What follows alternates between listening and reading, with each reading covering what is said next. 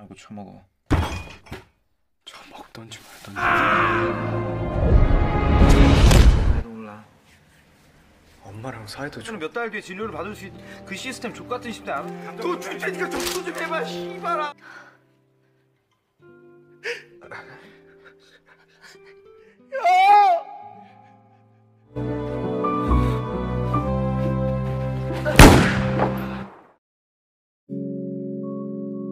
Assalamualaikum warahmatullahi wabarakatuh. Kembali ke Pojokan Sinema. Di pojok manapun kalian berada, semoga sehat dan selalu bahagia. Pada kesempatan kali ini, Pojokan Sinema akan membawakan alur film My Annoying Brother. Buat kalian yang sering berantem ribut tidak akur sama saudara, adiknya atau kakaknya, wajib tonton ini. Tanpa berlama-lama, siapkan tempat mojoknya, pendengarannya, dan kita mulai alur filmnya. Film dimulai dengan pertarungan judo. Pertarungan yang sengit antara dua petarung judo yang memakai pakaian putih dan biru. Petarung judo yang memakai pakaian putih ini bernama Gu Duyong. Ia harus mengakui kekalahannya setelah lawannya membantingnya ke lantai.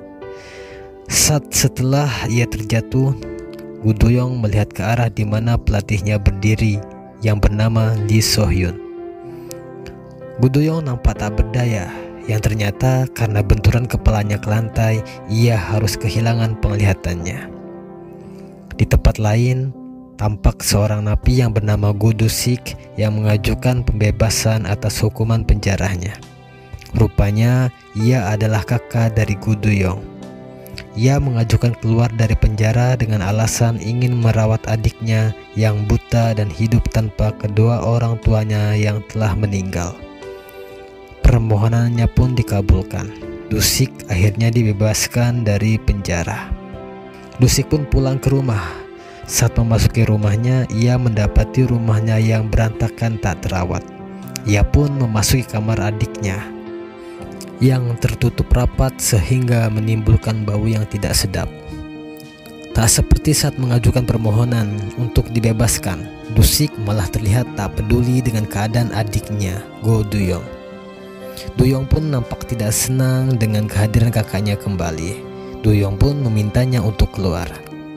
Setelah itu Do-sik memakan mie dan bicara bahwa karena kebutaan adiknya lah yang membuatnya terbebas dari penjara. Pada scene ini terungkap bahwa Do-sik hanya memanfaatkan kebutaan Duyong untuk bisa terbebas dari penjara.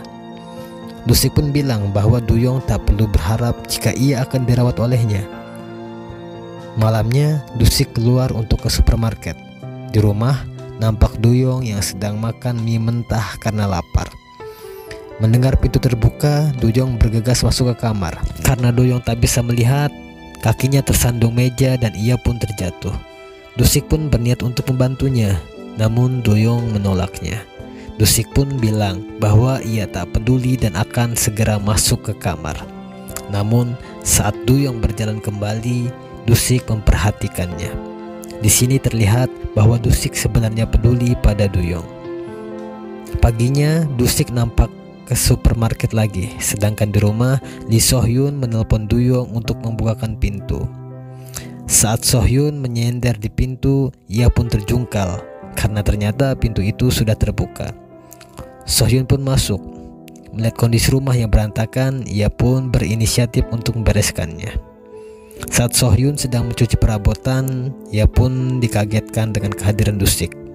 Namun Do-sik malah kemudian memakan masakan So-hyun dan berdebat tentang adiknya Duyong yang belum juga mau makan. So-hyun pun kemudian menuju ke kamar Duyong untuk mengajaknya makan.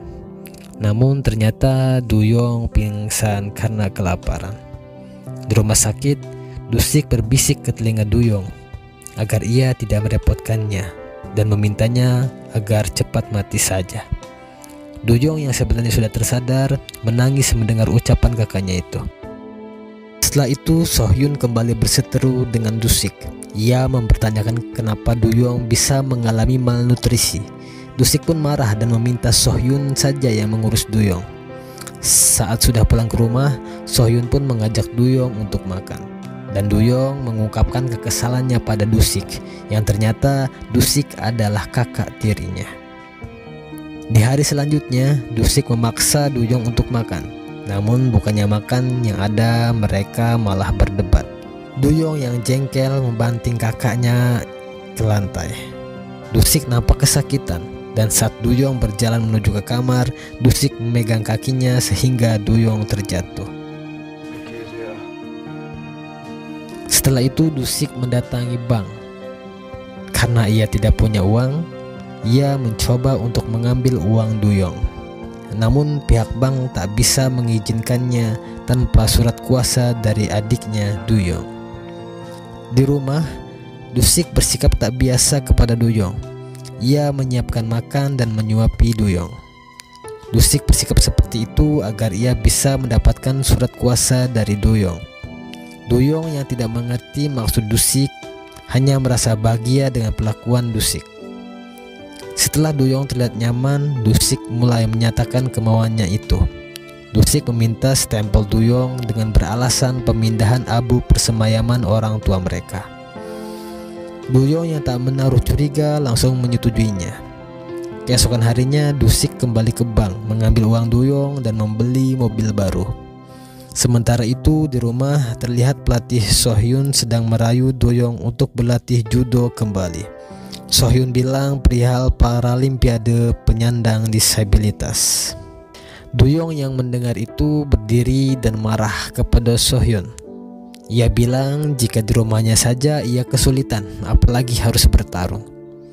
Malamnya Dusik mendatangi bar dan pulang dengan membawa wanita malam. Saat masuk rumah ternyata Duyong belum tertidur. Duyong pun mengusir wanita itu. Paginya, Duyong menelpon layanan komunitas dan setuju untuk masuk ke tempat rehabilitasi. Dan Duyong pun menanyakan apakah kakaknya yang bebas bersyarat bisa dimasukkan ke penjara kembali. Dusik yang mendengar pembicaraan itu langsung berlari dan merampas HP Duyong. Duyong pun marah dan mengusir Dusik. Sohyun pun menemui Dusik dan memintanya untuk merayu Duyong agar mau berlatih judo kembali. Dusik yang tak peduli menolaknya mentah-mentah. Setelah di rumah, layanan komunitas yang tadi pagi ditelepon Duyong pun datang. Namun Dusik bersikap seakan semuanya baik-baik saja. Setelah itu Dusik dan Duyong berbincang di halaman rumahnya. Sambil menjemur pakaian, Dusik pun bertanya pada Duyong, apakah ada tempat yang ingin ia kunjungi? Duyong pun mengutarakan keinginannya jika ia ingin mengunjungi tempat persemayaman orang tuanya. Duyong pun balik bertanya, apakah Dusik mengingat masa kecil mereka saat mereka pergi ke tempat pemandian bersama? Dusik bilang jika ia sudah lupa. Lalu Duyong bercerita bahwa setelah kepergian Dusik, kehidupannya tak lagi bahagia. Orang tua mereka selalu menunggu kepulangan Dusik. Namun saat Duyong berusia 18 tahun, orang tua mereka meninggal. Dan saat itu juga harapan terhadap kakaknya Dusik telah hilang. Duyong kemudian bangkit dan masuk ke dalam rumah. Namun sebelum masuk, Duyong bilang jika ia tidak akan melaporkan Dusik ke polisi dan memintanya untuk pergi karena ia sudah terbiasa hidup sendiri. Mendengar ucapan Duyong, Dusik hanya terdiam dengan mata yang berkaca-kaca. Esoknya, Dusik memaksa Duyong untuk bangun dan mengajaknya ke sauna. Sambil menggosok punggung Duyong, Dusik pun bercerita tentang masa lalunya.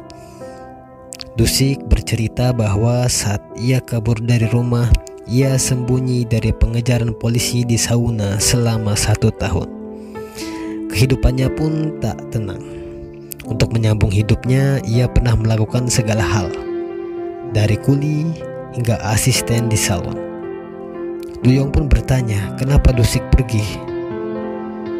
Sedangkan hubungan Dusik dan ibunya Duyong terbilang cukup baik.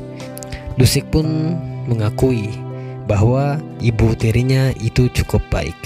Namun karena ucapan tetangganya yang mengatakan Dusik itu bodoh karena telah menganggap ibu tirinya sebagai ibunya. Karena saat itu Dusik masih labil, ia pun termakan omongan tetangga dan memutuskan untuk pergi dari rumah. Setelah dari sauna, mereka pun pergi ke mall untuk membeli baju. Namun Duyong meminta untuk pulang karena ia merasa sudah cukup banyak baju yang ia punya. Namun Dusik bersikeras untuk membelikannya. Saat Dusik memilih baju untuk Duyong, seorang pria tak sengaja menabrak Duyong hingga Duyong terjatuh. Bukannya meminta maaf, pria itu malah memaki Duyong. Dusik yang tak terima meminta pria itu untuk meminta maaf pada Duyong. Dusik dan pria itu pun berdebat, sehingga emosi menyertai keduanya. Pria itu pun mendorong Dusik sehingga Dusik terjatuh. Dusik pun merasa kesakitan, sedangkan pria itu bersikeras jika ia tak mendorongnya. Akhirnya Dusik dibawa ke rumah sakit dan di sana terdapat 2 orang polisi. Dusik pun memulai aksi dramanya. Dusik mencoba untuk mendramatisir kisahnya. Ternyata Duyong pun ikut berdrama untuk menyempurnakan aksi drama Dusik.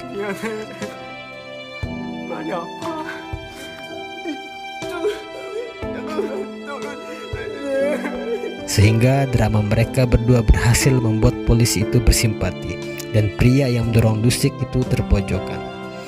Setelah itu mereka pulang dan terlihat hubungan keduanya mulai membaik. Dusik meminta Duyong untuk memanggilnya dengan sebutan kakak. Duyong yang masih gengsi pun menolaknya. Esoknya Sohyun kembali ke rumah Duyong dan memintanya untuk kembali berlatih sebagai atlet judo. Duyong pun menolaknya dan mengatakan bahwa ia benci dengan keadaannya. Sohyun pun tak menyerah, ia tetap berusaha meyakinkan Duyong dan berkata jika kecacatan itu bukan untuk diatasi, melainkan untuk diterima. Sohyun pun bilang jika Duyong tak sendirian, orang di sekelilingnya akan selalu ada untuk menolongnya. Namun Duyong tetap menolaknya, karena bagi Duyong semua itu tidaklah mudah. Dusik yang mendengar pembicaraan itu membela Duyong dan meminta Sohyun untuk pergi. Namun saat Dusik meminta Sohyun pergi, tiba-tiba Duyong meminta mereka untuk makan bersama. 나 삼겹살 먹고 싶어. 지금도 드시고 가세요.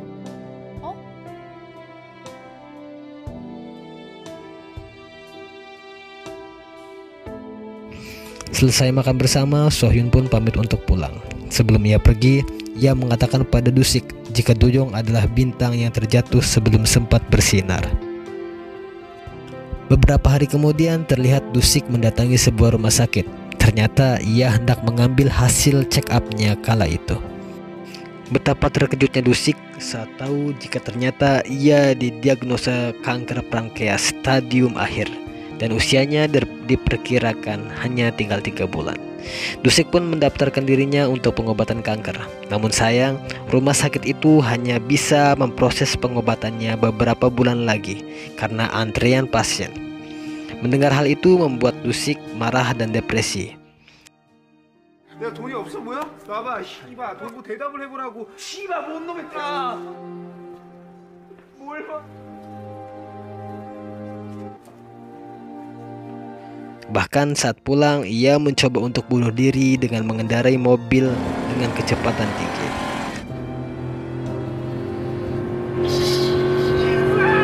Namun, ia membatalkan niatnya itu.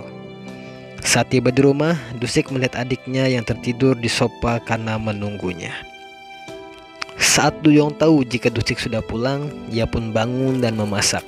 Namun sayang, karena keterbatasan Duyong, telur yang sedang ia masak terjatuh dan mengenai kakinya.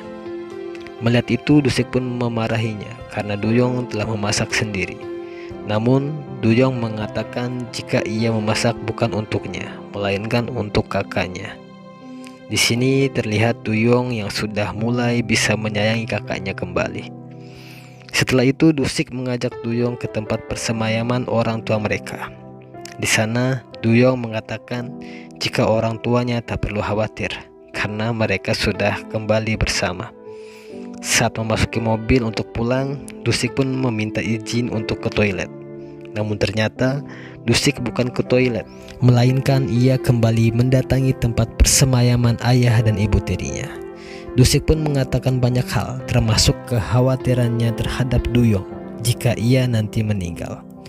Saat di rumah, Dusik meyakinkan Duyong untuk berlatih judo kembali karena ia tidak mau meninggalkan Duyong dengan keadaan seperti itu. Duyong pun menolaknya, namun Dusik berjanji akan membantunya. Dusik kemudian mengajak Duyong ke lapangan. Di sana, Dusik meminta Duyong untuk berlari, namun Duyong meminta untuk pulang. Dusik pun meyakinkan Duyong jika Duyong pasti bisa melakukannya. Duyong pun akhirnya mencoba untuk berlari.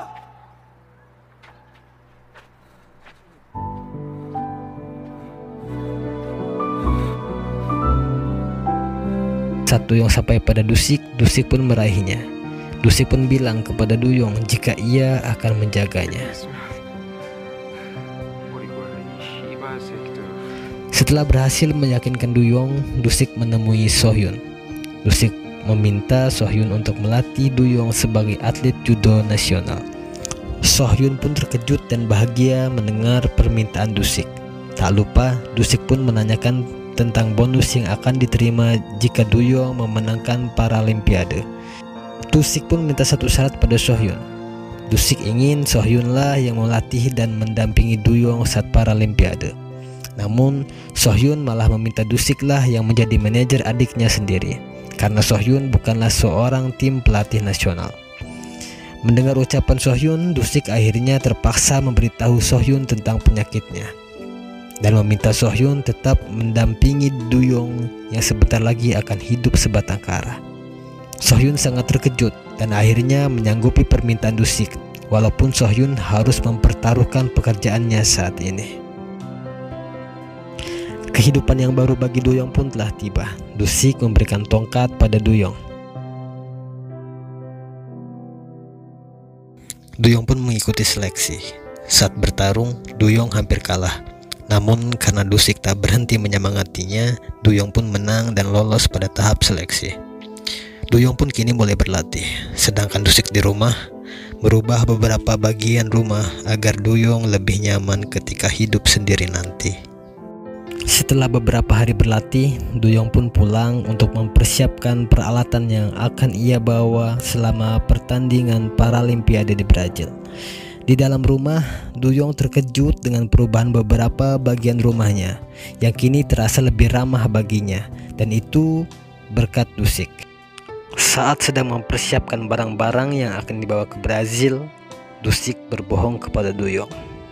Dusik bilang jika ia sudah mendapat tawaran pekerjaan di luar kota, sehingga Dusik tak bisa menemaninya saat di Brazil. Mereka pun sempat bercanda dan tertawa berdua. Hari keberangkatan ke Brazil pun tiba. Dengan berat hati, Dusik mengantar kepergiannya. 그래, 형 울겠다.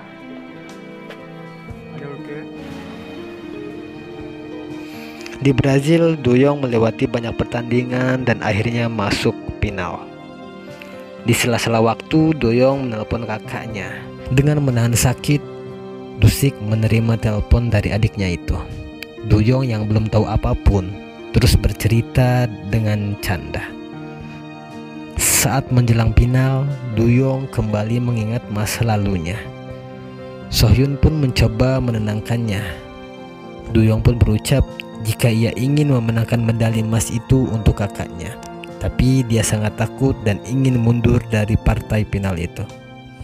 Mendengar ucapan itu, Sohyun mengungkapkan apa yang sebenarnya terjadi. Mendengar pernyataan itu, Duyong terkejut dan ingin segera pulang untuk menemani kakaknya. Sohyun pun mencoba menenangkannya dan meyakinkan Duyong jika ia pulang saat ini tentunya pengorbanan kakaknya akan sia-sia. Setelah merasa tenang, Duyong mencoba untuk menelpon kakaknya kembali yang saat ini sudah dirawat di rumah sakit. Duyong yang berpura-pura belum mengetahui apa yang terjadi meminta Dusik untuk tidak khawatir dan meyakinkannya jika ia akan memenangkan medali emas. Duyong pun bilang agar Dusik menunggunya kembali. Mendengar ucapan itu, Dusik pun memahami jika adiknya sudah mengetahui apa yang terjadi. Kemudian Duyong bertanya pada Dusik, apakah dia merasa sakit? Mendengar pertanyaan adiknya itu, Dusik tak kuat lagi menahan tangis dan meminta Duyong untuk segera kembali bersamanya. 네가 없어서 더 많이 아프지 마라. 빨리 와. Partai final pun dimulai. Duyong bertekad untuk menang demi kakaknya. Sementara itu, Dusik menonton pertandingan adiknya dari rumah sakit. Pertandingan pun berjalan alot. Duyong sempat tertinggal beberapa poin. Namun segala ingatan bersama kakaknya menciptakan energi semangat untuk menang. Duyong pun akhirnya menang dan mendapatkan medali emas. Sampailah pada scene yang menguras air mata. Scene di mana Duyong menolak untuk berdiri, memilih untuk tetap duduk. Dengan tangis paruhnya, ia meneriakkan nama Hyung. Oh ya, Hyung itu panggilan kakak untuk Dusik, yang selama ini ia tak pernah memanggil Dusik dengan sebutan itu.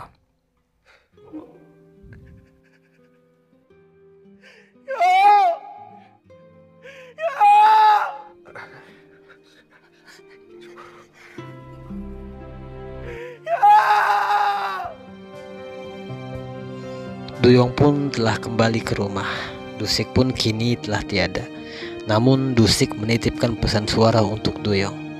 Pada pesan itu, Dusik mengatakan bahwa Duyong tidak akan pernah sendiri, karena ibu, ayah, dan Dusik kakaknya akan selalu bersamanya. Pada akhirnya mereka akan bersama kembali, dan film pun berakhir. Pesan dari film ini, tak peduli sedalam apapun kamu terjatuh, kamu selalu punya kesempatan untuk bangun dan bangkit lagi. Dan jangan pernah menyia-nyiakan waktu bersama orang yang kamu sayang, agar saat waktu perpisahan tiba, kamu tak memiliki hal yang kamu jadikan sebagai alasan menyesal. Terima kasih.